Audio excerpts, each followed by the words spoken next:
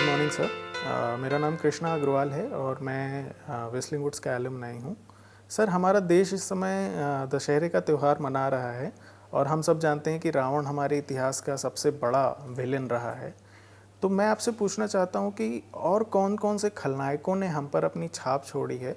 अगर आप देखें यूनिवर्स को या इस विश्व को, तो उसमें दो ही एनर्जीज होती हैं, पॉजिटिव एनर्जीज और नेगेटिव एनर्जीज। लेकिन उसे हम नायक नहीं, खलनायक कहते हैं। जब जब नायक पैदा होते हैं तो साथ साथ खलनायक भी पैदा होते हैं, और इसीलिए हमारा नाटक जो है वो एक रोचक लगने लग जाता है। अगर हम खलनायक की परिभाषा करें तो एक वो इंसान जो कि क्रूअल है, ट्रेटर है, नेगेटिव है, डिस्ट्रॉयर है, इनह्यूमन है, वो हर जो अच्छा काम हो रहा होता है उसको डिस्ट्रॉय करने की कोशिश करता है, क्योंकि उसको अपनी पावर में मज़ा आने लगता है। उसका एक अपना अभिमान, घमंड, और वही उसको लेकर डूबता है। तकरीबन अगर आप सब कहानियाँ अगर आप देखें, हमारे नाटक देखें या फिल्में देखें, तो इसी तरह के हैं कि आखिर अंत भले का भला, अंत बुरे का बुरा। तो बुराई का विनाश जब अच्छाई करती है तो इसलिए उसका त्यौहार माना जाता है। इसलिए हमारा दशहरा भी मनाया जाता है, रावण को जला के। अगर आप खलनायक की बात करें तो फेरी टेल में भी अगर आप देखें, बचपन में जब हम किताबें पढ़ते हैं तो उसमें भी एक शेर है, एक लोमड़ी है, एक गाय है, एक बकरी है। तो उसमें से भी हम थीम निकालते हैं कि हमें अपने जीवन को कैसे बिताना है। उसमें लोमड़ी का क्या रोल होता है, भगयाड़ का क्या रोल होता है। और जब भी विलन आता है या खलनायक आता है एलिमेंट, तो वो पूरी कहानी को रोचक बना देता है। इसलिए अगर आप हमारे पुराने काव्य में या नाट्यशास्त्र में भी देखें, विलन बड़े पॉपुलर हुए, चाहे वो हिरण्यकश्यप थे जिन्होंने अपने प्रहलाद को ही जलाने की कोशिश की, मारने की कोशिश की। तो इस तरह के महासुर होते हैं, अलग अलग नाम दिए गए हैं। एक असुर होते हैं, एक महासुर होते हैं, एक दानव होते हैं, राक्षस होते हैं, एक तरफ देवता। और इनका जब कॉन्फ्लिक्ट होता है तो एक नाटक पैदा होता है।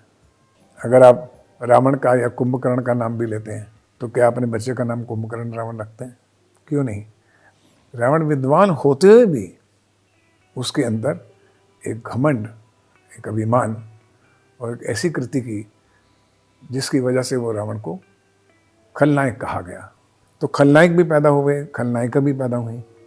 तो इस सब माइथोलॉजी से जितने भी कैरेक्टर्स हैं, महाभारत को या रामायण को और दूसरे काव्य को इतना प्रचलित क्यों किया? क्योंकि जब तक अंधेरा नहीं होगा तब तक उस बल्ब की रोशनी का या दिए की रोशनी का चमत्कार नहीं मालूम पड़ेगा। तो ये नाटक में हम इसको इस्तेमाल करते हैं। हमारे सिनेमा में भी अगर आप देखें, क्योंकि मैं तो हिंदी सिनेमा की बात करूँगा, हिंदी सिनेमा भी अगर आप देखें तो 1940s में जो हमारे कैरेक्टर थे, जो विलन कैरेक्टर बहुत खूबसूरत किया करते थे, उनका नाम था याकूब। तो 1950s में भी अगर आप देखें तो एक बहुत अच्छे अच्छे विलन थे, जैसे हमारे किरदार थे, एक्टर्स थे, जीवन साहब। उनकी एक हंसी अपने आप में यूनिक थी। इसी बात का फैसला करने के लिए तो हम लोग इधर आया है, सेठ कुरीमाल। इसी तरह से हमारे एक और विलन थे के एन सिंह, और के एन सिंह जो थे वो आंखों से बात करते थे। इतना भारी जुर्म, लेकिन उसे फांसी क्यों नहीं दिलवाई गई? अब कन्हैया लाल थे एक कैरेक्टर जो मदर इंडिया में जिन्होंने प्ले किया, कि बहुत ही एक छोटे चुगली किस्म का बंदा, चतुर लोमड़ी की तरह अपने स्वार्थ में ही स्वार्थी बंदा दिखाया उसको। बच्चे भूखों मरते हैं और तू औरत की खाया जा रहा है दोनों दिन बैठे बैठे पसेरी। 60s 70s में जो विलन आए हमारे, वो थे पहले सबसे बड़े विलन थे प्राण साहब। हमारे खानदान में आज तक न किसी ने नौकरी की है और न कोई करे। फिर 70s में आए अजीत साहब, जिन्होंने मेरी फिल्म में काली चरण में काम किया था। तो उन्होंने एक अपनी आइडेंटिटी बनाई, एक बहुत कूल कैरेक्टर है, बहुत आराम से बात करता है, स्लो बात करता है। सारा शहर मुझे लॉयन के नाम से जानता है। और फिर एक दूसरे एक्टर थे जिनका नाम था Premnath ji. Premnath also started as a hero, but he became finally a villain. कानून कानून कौन से कानून? मैं अपने लिए खुद कानून हूँ। फिर एक कैरेक्टर थे प्रेम चोपड़ा साहब। Prem Chopra was a young handsome villain. Prem नाम है मेरा, प्रेम चोपड़ा। मैं आपको यहाँ बात बताना चाहता हूँ कि मोस्टली जो विलन कैरेक्टर्स होते हैं वो हैंडसम होते हैं, उनकी आंखें अच्छी होती हैं, उनका चेहरा अच्छा होता है, उनकी पर्सनालिटी अच्छी होती है, सिर्फ उनकी मानसिकता अच्छी नहीं होती। वो सिर्फ हीरो की अच्छाई को तबाह करना चाहते हैं। और एक बड़ी मन चले कैरेक्टर थी, अगर आपको याद हो, 80s में आए थे, उनका नाम था शक्ति कपूर। जैसे जैसे रस्सी का फासला कम होता जाएगा, वैसे वैसे मैं तुम्हारे और नजदीक आता जाऊंगा। फिर आए हमारे दोस्त गुलशन ग्रोवर। अब गुलशन ग्रोवर जाना जाता है फिल्म राम लखन से एज अ बैड मैन। तो जो उसकी नेगेटिव शक्ति थी, जो चेहरा था, उसका गेटअप था, उसकी दाढ़ी और उसकी मूछें, उसके बात करने का स्टाइल, वो अलग था। प्रताप सिंह गुड मैन, केसरिया विलायती वेरी बैड मैन। इसके बाद जो कैरेक्टर आए हमारे सामने, वो यंग कैरेक्टर का नाम था Ranjit. Once in a blue moon, कभी कभी। नाट्य शास्त्र में खाली पुरुष ही नहीं, नारियों को भी खलनायिका के रूप दिया गया, चाहे वो तारिका थी या स्वरूपनखा थी। हमारे सिनेमा में भी बहुत सी हीरोइंस ने, बहुत अच्छे अच्छे एक्ट्रेस ने खलनायिका का रोल किया है।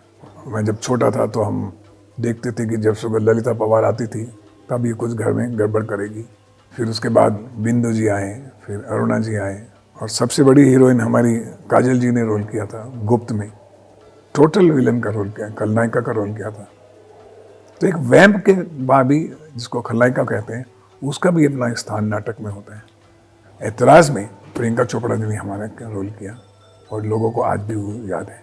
मैं समझता हूँ कि आर्टिस्ट जब उच्चतम स्तर पे पहुँचता है तो विलन के रोल के लिए वो तैयार भी हो सकता है, क्योंकि विलन का रोल हीरो के रोल से करना ज़्यादा मुश्किल है। फिर एक 80s में जो मेरे कैरेक्टर मुझे मेरी मुलाकात हुई, उनका नाम था अमरीश पुरी। अमरीश पुरी साहब ने बहुत से वर्सटाइल रोल किए, नेगेटिव नेगेटिव नेगेटिव। आप नहीं भूल सकते कि अमरीश पुरी जी ने जो विधाता में रोल किया था मेरा, जो सौदागर में कैरेक्टर किया था, क्या आप भूल सकते हैं राम लखन का वो अमरीश पुरी? हरामजादे ने हमारे साथ जो खेल खेला है उसका जवाब तो जरूर मैं दूंगा उसे। और मोस्ट ऐतिहासिक कैरेक्टर जो हमारे हिंदी सिनेमा में हुआ है, उनका नाम था गब्बर सिंह। अमजद खान साहब ने पहला role as a newcomer Sholay film में किया। अरे ओ सांभा, कितना इनाम रखे हैं सरकार हम पर? पूरे 50,000। फिर हमारे कैरेक्टर आए हमारे दोस्त, जिनका नाम था अनुपम खेर, डॉक्टर डैंग बनकर, कि जिसने एक पूरे नेशन को हिला दिया। ऐसा कैरेक्टर था जो ट्रेटर का कैरेक्टर था, टेररिस्ट का कैरेक्टर था। इस थप्पड़ की गूंज सुनी तुमने? और फिर 90s में और 2001 में आशुतोष राणा साहब आए, उन्होंने बड़ी अच्छी परफॉर्मेंस की। ऐसा लगता है कि माइथोलॉजी से निकल कर आके वो अपना एक भाषण जो है प्रभावित तरीके से दे सकते हैं। जो चीज हमारे रास्ते से हटती नहीं ना बाबला, उसे हम मिटा देते हैं। शाहरुख खान ने भी डर और बाजीगर में नेगेटिव रोल्स किए। मुझे माफ कर देना। खलनायक का एक अपना प्रभाव हमेशा सिनेमा में रहा है और रहेगा। और खलनायक मेरे हिसाब से एक ट्रेजिक हीरो है, जिसके पास सब पावर होते हुए भी बुद्धि नहीं होती और उसको नहीं मिलता है, और फिर वो बच्चे की तरह कहता है यही मुझे चाहिए। तो ये हमारे जीवन का एक अभिन्न अंग है, हमारे नाटक का अंग है।